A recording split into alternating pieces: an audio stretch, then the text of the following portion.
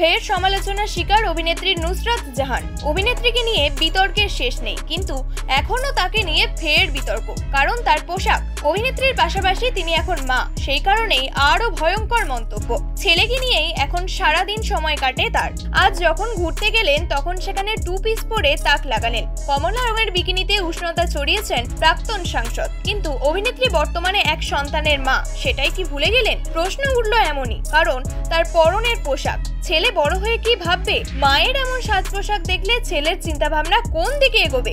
এমনই এক প্রশ্ন বানে বিঁধলেন সকলে। তার সঙ্গে সঙ্গে কেউ কেউ এমনও বললেন, আপনার পোশাকটা ঠিক করুন, নইলে মান সম্মান রইবে না। যদিও বা নুসরাতের নেতিবাচক মন্তব্য শুনে শুনে অভ্যাস হয়ে গিয়েছে। এর আগে তার বিয়ে এবং পরে জসের সঙ্গে তার সম্পর্ক নিয়ে নানান জলঘোলা হয়। নিখিল জৈনের সঙ্গে তার বিয়েটা আইনত বৈধ নয়, এই নিয়েও কথা উঠেছিল প্রচুর। তারপরেই তিনি যে অন্তঃসত্ত্বা তা তিনি প্রকাশ করেন। সন্তানের বাবাকে এই নিয়েও প্রশ্ন উঠেছিল।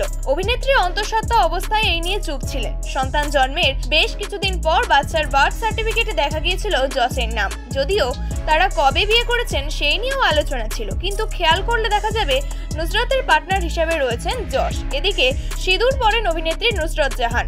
ছেলের পরিচয়ে সে যশের সন্তান, কিন্তু আজ 2 পিস পরে সমাজ মাধ্যমে ছবি আপলোড করায় তাকে যা যা শুনতে হলো, ফের একবার নারী স্বাধীনতা নিয়েও প্রশ্ন উঠে গেল।